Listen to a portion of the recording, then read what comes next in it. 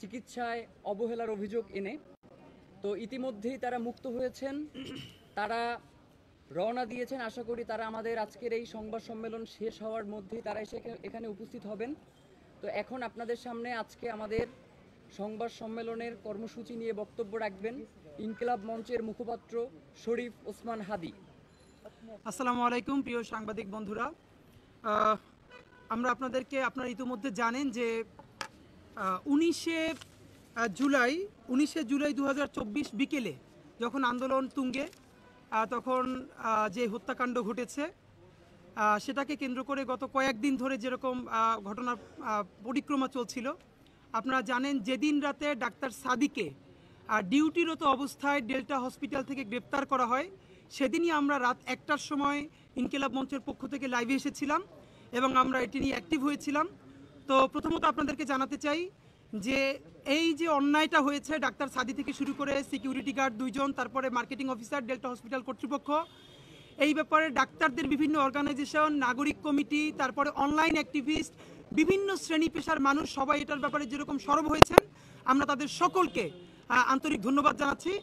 আপনারা জানেন যে ডেল্টা হসপিটাল এবং ডাক্তার সাদি এবং অন্যান্যদের তরফ থেকে আজকে এখানে উপস্থিত হয়েছেন বিএসএমএমইউর ইউরোলজির প্রফেসর জনাব ডাক্তার মোহাম্মদ সাইফুল ইসলাম সেলিম, যিনি ডেল্টা হসপিটালেরও একজন গুরুত্বপূর্ণ ডিরেক্টর। এবং গুরুত্বপূর্ণ তথ্য হচ্ছে যে এই দিন এই ইসমাইল ভাই তাকে হত্যা করা হয়, ডাক্তার সেলিম ভাই উনি সেখানে উপস্থিত ছিলেন সকলকে চিকিৎসা দেওয়ার জন্য। এর মানে আমরা এখানে এমন একজনকে হাজির করেছি যিনি ওই ঘটনার সময় নিজে উপস্থিত ছিলেন এবং ডাক্তার সাদি থেকে শুরু করে ডেল্টা হসপিটাল কর্তৃপক্ষের তিনি এখানে রিপ্রেজেন্টেশন করছেন। আমরা আজকে ডাক্তার সাদি, তার পরিবার এবং ডেল্টা হসপিটাল কর্তৃপক্ষের তরফ থেকে ইনকিলাব মঞ্চের পক্ষ থেকে আপনাদেরকে কিছু বিষয় সামনে তুলে। প্রিয় সাংবাদিক ভাই ও বন্ধুরা, আপনাদেরকে ফাঁকে জানাতে চাই যে আমাদের হাতে এজাহারের যে কপি আছে এবং মামলার যে ফরওয়ার্ডিং আছে, এটার 2টো করে কপি আপনাদের জন্য আমরা রেখেছি, যাওয়ার সময় আপনারা ছবি তুলে নিতে পারবেন। সর্বপ্রথম আপনাদেরকে জানাতে চাই যে আমার হাতে এজাহারের যে ছবিটা আছে, এই মামলাটা করা হয়েছে 7ই সেপ্টেম্বর হাতিরঝিল থানায়। আপনারা মনে রাখবেন যে জুলাইয়ের ঘটনা এবং মামলাটি করেছেন লাকি আক্তার, শহীদ ইসমাইলের স্ত্রী, তিনি এই মামলাটি করেছেন। মামলাটি রুজু করা হয়েছে 7ই সেপ্টেম্বর হাতিরঝিল থানায় 51 জন আসামিকে উল্লেখ করে। এর মানে আসামি 17 জনের নাম ধরে, যেখানে আসাদুজ্জামান কামাল সাবেক স্বরাষ্ট্রমন্ত্রী থেকে শুরু করে ডিএমপির পুলিশ কমিশনার অনেককে মামলা আসামি রেখে আরও অজ্ঞাতনামা আসামি থেকে শুরু করে 51 জনকে এই মামলা আসামি রাখা হয়েছে, যেটি করা হয়েছে 17ই সেপ্টেম্বর হাতিরঝিল থানায় এবং এখানে তাদের নাম আছে। তো 17ই সেপ্টেম্বর 2024 থেকে আপনার 17ই জানুয়ারি 2024, এর মানে অক্টোবর, নভেম্বর, ডিসেম্বর, জানুয়ারি, অলমোস্ট 4 মাসের বেশি সময় ধরে এই থানা অথবা আন্তর্জাতিক অপরাধ ট্রাইব্যুনাল একজন আসামিকেও গ্রেপ্তারও করে নাই, গ্রেপ্তারের জন্য চেষ্টাও করে নাই। কিন্তু আমাদের ঢাকা বিশ্ববিদ্যালয়ের ছোট ভাই ইব্রাহিম মাহমুদ, সে একটি পোস্ট সেদিনকে নিয়ে আসে, যেই পোস্টটা প্রচুর ভাইরাল হয়ে যায়।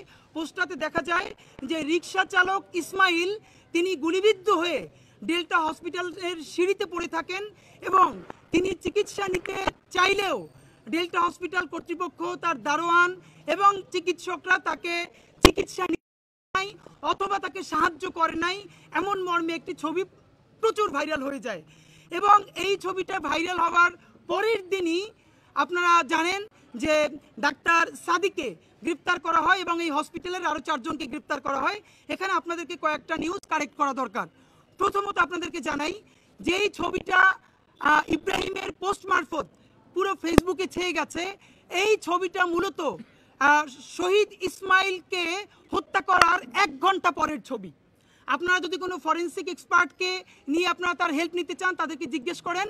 এই ছবিটা হলো 1 ঘন্টা পরের ছবি, যে এইটা সিঁড়িতে পড়ে আছে। তাহলে মূল ঘটনাটা কি হয়েছিল একটু একটু করে আপনাদেরকে আমরা জানাতে চাই।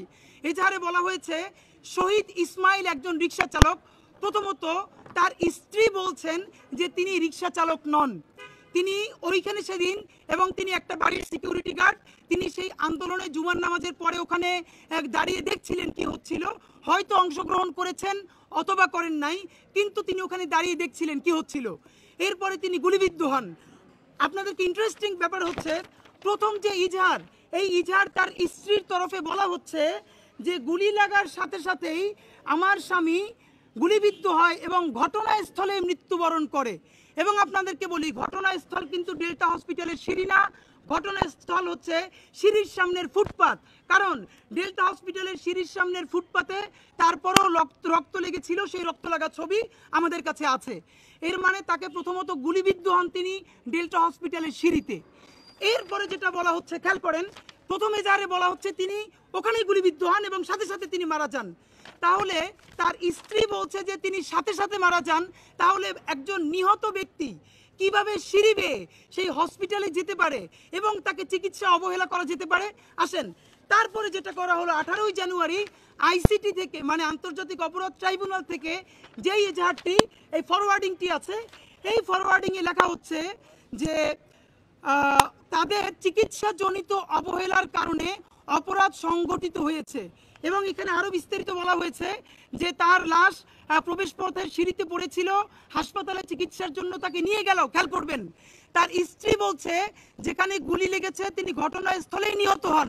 আর এই জানুয়ারিতে এসে আইসিটি মানে আন্তর্জাতিক অপরাধ ট্রাইব্যুনাল তার গল্প বলছে যে হাসপাতালে চিকিৎসার জন্য তাকে নিয়ে গেল, তাকে কোনো প্রকার চিকিৎসা প্রদান, পরবর্তীতে সে বিনা চিকিৎসায় মৃত্যুবরণ করে।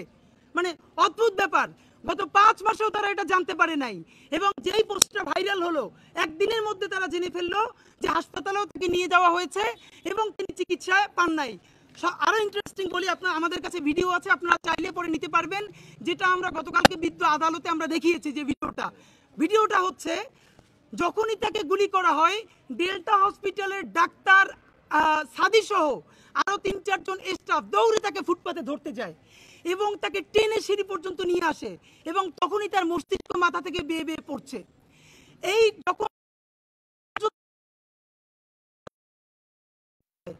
যখনই ফায়ার করা হয় বলছে তোমরা তাড়াতাড়ি ভিতরে চলে আসো এবং তারা ঢুকে যায়। এবার আপনারা আমাকে বলেন যে একজন গুলি খাওয়া মানুষকে, ডাক্তার সাদি তখন চিকিৎসারত অবস্থায় ছিল ইমার্জেন্সিতে, তিনি এবং আরো স্টাফরা দৌড়ে গেল ফুটপাতে তাকে তুলে নিয়ে আসার জন্য। যদি ওটা তাদের মানবিক জায়গা ছিল, সে বাধ্য না যে ফুট টেনে এনে তারপর চিকিৎসা করবে, এরপরও তারা গেল। গুলি করা হলো, সেই গুলির শব্দ আছে, আমাদের কাছে ভিডিও আছে, আপনারা চাইলে দেখতে পারবেন, যেটা আমরা গতকালকে আদালতে দেখি।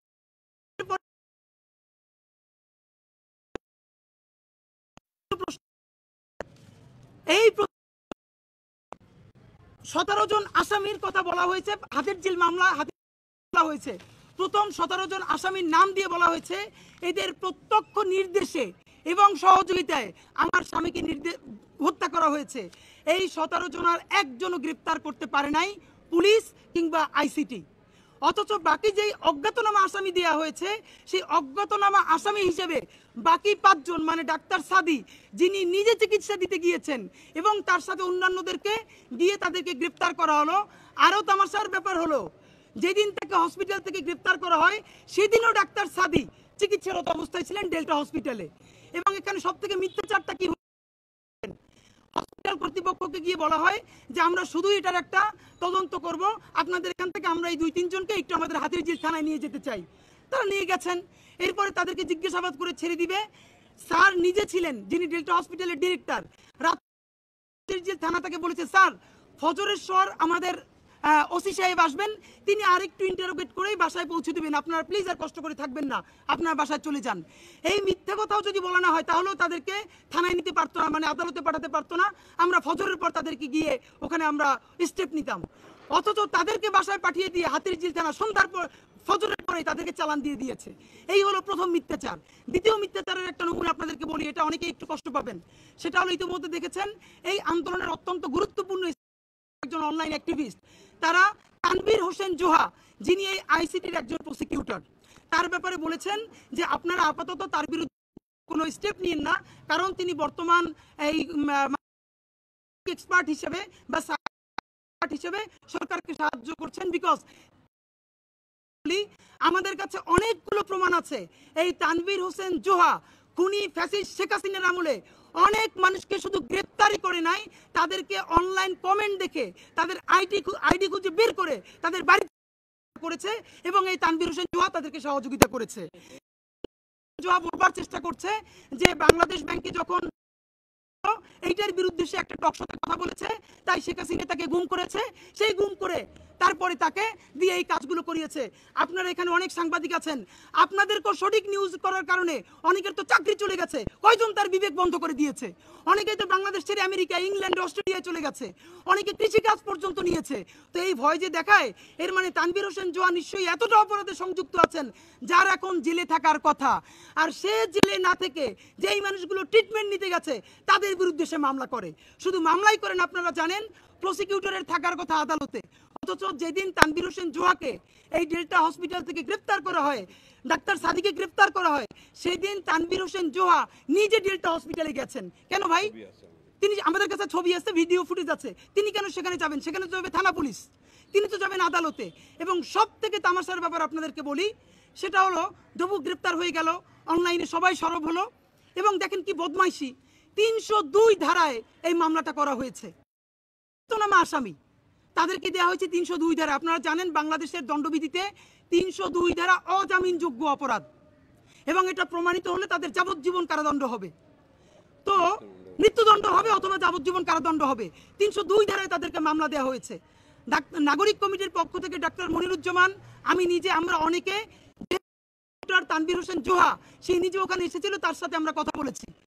সব থেকে বাজে ব্যাপার হলো আমাদেরকে সে ওয়াদা দিয়েছে যে প্লিজ জন্য আবেদন করেন, আমরা রাষ্ট্রপক্ষ থেকে করব না। আমরা এই আশা নিয়ে আমরা দ্রুত মামলা জামিনের আবেদন করলাম, এবং গতকালকে সেটা সিএমএম কোর্টে শুনানির জন্য যখন উঠলো, আপনারা এটা কেমন তামাশা, আপনারা শুনলেও লজ্জা পাবেন, যখন আমাদের আইনজীবীরা শুনানি করছে, ভিডিও দেখাচ্ছে যে দেখেন তাদের ন্যূনতম সম্পৃক্ততা নাই, বরং তারা সহযোগিতা করেছে, এবং এই মামলা করবার মধ্য দিয়ে মেরিট নষ্ট করা হচ্ছে। আমরা তো জানি যে রাষ্ট্রপক্ষ এটার বিরোধিতা করবে না, কারণ প্রসিকিউটর নিজে বলেছে যে আমরা কোনো বিরোধিতা করব না। অবাক করার ব্যাপার, সেখানে পুলিশ এবং প্রসিকিউশনের পক্ষ থেকে আমাদের জামিনের বিরোধিতা করা হলো, এবং এতটাই তীব্রভাবে বিরোধিতা করা হলো যে আদালত আমাদেরকে জামিন না দিয়ে আবার পর্যবেক্ষণ। এবং আমরা আপনাদেরকে জানাতে চাই যে এই ক্ষেত্রে তার হস্তক্ষেপ করে নাই, আইন উপদেশ করে পর্যালোচনার পরে এরপরে সন্ধ্যার পরে সেইটা জামিনের ব্যবস্থা হলো। এইখানে কয়েকটা গুরুত্বপূর্ণ ব্যাপার ভাই, আজকে ডাক্তার সাদি না হয়ে যদি কোনো রিক্সা চালক, যদি কোনো সাংবাদিক, যদি কোনো শিক্ষক অথবা এই জুলাই আন্দোলনের একজন মুখ এইরকম মিথ্যা মামলায় 302 ধারার মামলা আসামি হয়ে জেলে যেতেন, আমরা জানি আমাদের ডাক্তার বন্ধুরা তাদের পক্ষে হয়তো দাঁড়াতেন না। সমস্ত ডাক্তাররা এক হয়ে গেছে, আমরা এক হয়ে গেছি। আজকে যদি ডাক্তার সাদি ডাক্তার না হয়ে অন্য কেউ হতেন, তাহলে কি এরকম সবাই একতাবদ্ধ হতো? আমরা বিশ্বাস করি না বাংলাদেশের মানুষ এত ভালো না, এত সবাই গিয়ে থাকতো না। নাম্বার দ্বিতীয়ত, অনেকে বলছেন যে অনলাইন ডাক্তার সাদি ডাক্তার বলে, ডাক্তার সাদিরা রাজধানীতে আছেন বলে এবং তাদের পক্ষে তাদের হসপিটাল কাজ করছে বলে ভালো আইনজীবী ধরা গেছে, আইন উপদেষ্টাকে সাথে সাথে রিচ করা গেছে, তাহলে আর বাকি যত মিথ্যা মামলা হচ্ছে তারা আইন উপদেষ্টাকে কোথায় পাবেন? তারা এই হসপিটাল কর্তৃপক্ষকে কোথায় পাবেন? অথবা ন্যূনতম কথা বলার জন্য তারা ইনকিলাব মঞ্চকে কোথায় পাবেন?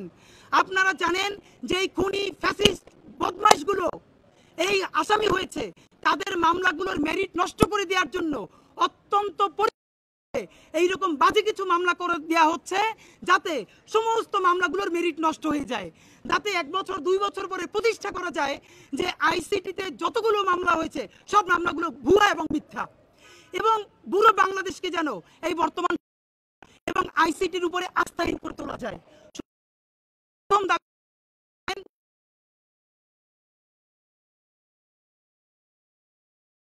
থেকে বের হয়েছেন তারাও এসে আমাদের হবেন, কিন্তু আপনাদের তরফে আমরা প্রথম দাবি জানাতে চাই, এত বড় মিথ্যা মামলা 302 ধারার, যেখানে এই 5 জনকে আসামি করা হয়েছে, ডাক্তার সাদি সহ আরো 4 জন, অনতি বিলম্বে এই মামলা থেকে তাদের নাম প্রত্যাহার করতে হবে, এবং তারা নিজেরা কোনো আবেদন করতে পারবে, কারণ বলা হচ্ছে তার পরিবার কেন আবেদন করে নাই। ডাক্তার সাদি এবং অন্যান্যদের পরিবার আবেদন করে কি তাদেরকে জেলে পাঠাইছে? তাহলে তারা কেন আবেদন? এই রাষ্ট্র, এই প্রসিকিউশন তাদের বিরুদ্ধে মিথ্যা মামলা করেছে। সুতরাং এখন কাজ হলো তারা যত ফর্মালিটি আছে মেনটেন করে তাদের নাম এই মামলা থেকে প্রত্যাহার করবেন, এটা আমাদের প্রথম দাবি। দ্বিতীয় দাবি হলো তাদের যে শুধু মানহানি না, এই যে তাদের মানসিক ট্রমার মধ্য দিয়ে নিয়ে যাওয়া হলো, এর বিচার কে করবে? নাম্বার 3, অনেকেই বলা হচ্ছে একজন অপরাধের রাজসাক্ষী হিসেবে এই জোহাকে এখন প্রসিকিউশনে কাজ করতে দেওয়া হচ্ছে। এইটার আমরা সাথে বলতে চাই, আচ্ছা জোহাকে যদি আপনারা প্রসিকিউশনের কাজ করতে দিতে চান, তাহলে একে কি এই প্রসিকিউশনের প্রসিকিউটর বানাতে হবে? আর কোনো উপায় নাই। আপনারা তো জানেন যে অনেকের বিরুদ্ধে মামলা দিয়ে জেলে আটক থাকা অবস্থায় রাজসাক্ষী হিসেবে তাদেরকে নিয়ে কাজ করা যায়। যেই জোহার বিরুদ্ধে শত শত অ্যালিগেশন আছে, যে সে মানুষকে শুধু হয়রানি করে নেয়, মিথ্যা মামলা দিয়েছে। আমাদের কাছে গতকালকে বিদেশ থেকে এক ভাই পাঠিয়েছে, তাকে এই জোহার নেতৃত্বে তাকে গুম করে রাখা হয়েছে, ডিবিতে 4 দিন থেকে আটক করে রাখা হয়েছে, তারপরে তাকে প্রকাশ করা হয়েছে। এই জোহা এখনো কিভাবে, আপনারা কি মনে করেন এই জোহা যদি এই আইসিটিউতে থাকে, তাহলে আজ হোক কাল হোক খুনি হাসিনা যেরকম মিথ্যা ট্রাইব্যুনাল করে মানুষদেরকে ফাঁসি দিয়েছে, আজ থেকে 5 বছর পরে এই ট্রাইব্যুনালের যৌক্তিকতা নিয়ে মানুষ প্রশ্ন তুলবে না? যেই পরিবারগুলো জেলে আছে, জোহার কারণে নির্যাতিত হয়েছে, গুম হয়েছে, তারা প্রেস ব্রিফ করে বলবে না যেমন একটা ট্রাইব্যুনাল নতুন বিচার করছে যেখানে আমাদেরকে গুম করেছিল যারা, তারাও এটার প্রসিকিউটর ছিল?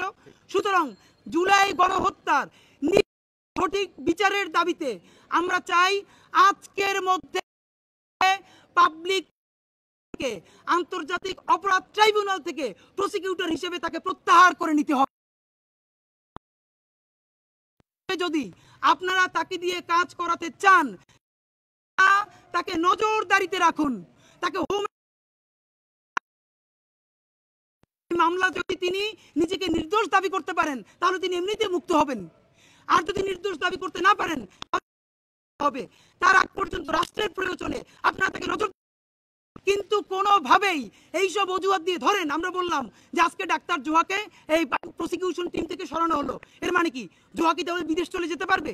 জোহা কি হেল্প না করে পারবে? সে নিজেই তো অপরাধী, তাকে হেল্প করতে সে বাধ্য, তাকে হেল্প করতে হবে। সুতরাং আমরা বলছি আজকের মধ্যে আইন উপদেষ্টা মহোদয়, আইসিটি আন্তর্জাতিক অপরাধ ট্রাইব্যুনালের যিনি প্রধান আইনজীবী, সাংবাদিক বন্ধুরা আপনারা গিয়ে প্লিজ তাদেরকে জিজ্ঞেস করুন যে নিজে তার বিরুদ্ধে শত অভিযোগ আছে, সাইবার সিকিউরিটিতে তিনি এক্সপার্ট হিসেবে হেল্প করেছেন, তিনি যদি এই প্রসিকিউশনের টিম মেম্বার হিসেবে থাকেন, তাহলে এইটা প্রশ্ন উঠবে কি উঠবে না? নাম্বার 2, ঠিক কোন মোটিভের কারণে ডাক্তার সাদি থেকে শুরু করে আরো 5 জনকে গ্রেফতার করার জন্য এই যে জোহা তিনি নিজে ডেল্টা হসপিটালে গেলেন, কেন? তার সেখানে যাওয়ার উদ্দেশ্য কি? এর মাধ্যমে আমরা আপনাদেরকে জানাতে চাই অনেক ষড়যন্ত্র করে মামলাগুলোর মেরিট নষ্ট করা হচ্ছে। সুতরাং এবং এখন আন্তর্জাতিক অপরাধ ট্রাইব্যুনালের উল্লেখযোগ্য কোনো কাজ আমরা দেখতে পারি নাই। আমি নাম বলবো না, একজনের কথা বলছি যিনি এই আন্তর্জাতিক অপরাধ ট্রাইব্যুনালের একজন প্রসিকিউটর, তিনি আমাকে বলেছেন আমাদের সাথে যা পুলিশ দেওয়া হয়েছে এর চেয়ে 60 বছরের বৃদ্ধ মানুষের শক্তি বেশি, একটা ধ্বজভঙ্গ ফোর্স তাদেরকে দেওয়া হয়েছে, তারা কোনো ভালো করে কাজ করতে পারছেন না। সুতরাং বাংলাদেশের জুলাই গণহত্যার বিচারের সাথে, বাংলাদেশে ইনসাফ এবং স্বাধীনতা রক্ষার স্বার্থে অতি দ্রুত আন্তর্জাতিক অপরাধ ট্রাইব্যুনালকে সমস্ত ধরনের কলঙ্ক মুক্ত করতে হবে। এই মামলা থেকে ডাক্তার সাদি সহ আমাদের দারোয়ান ভাই এবং অন্যান্য যারা গ্রেফতার তাদের সকলের নাম প্রত্যাহার করতে হবে। আন্তর্জাতিক অপরাধ ট্রাইব্যুনালকে শতভাগ কলঙ্ক মুক্ত করে নতুন করে একে অ্যাকশনে আনতে হবে। এবং আপনাদের মাধ্যমে আমরা জানতে চাই এই কাজগুলো যারা করেছে অনতিবিলম্বে তাদেরকেও খুঁজে কেন এরকম মিথ্যা মামলা দেওয়া হলো তাদের বিরুদ্ধে ব্যবস্থা গ্রহণ করতে হবে। এই পর্যন্ত আমরা এজাহার রেখেছি, আপনারা এখান থেকে নিতে পারবেন, কোনো প্রশ্ন থাকলে জিজ্ঞেস করতে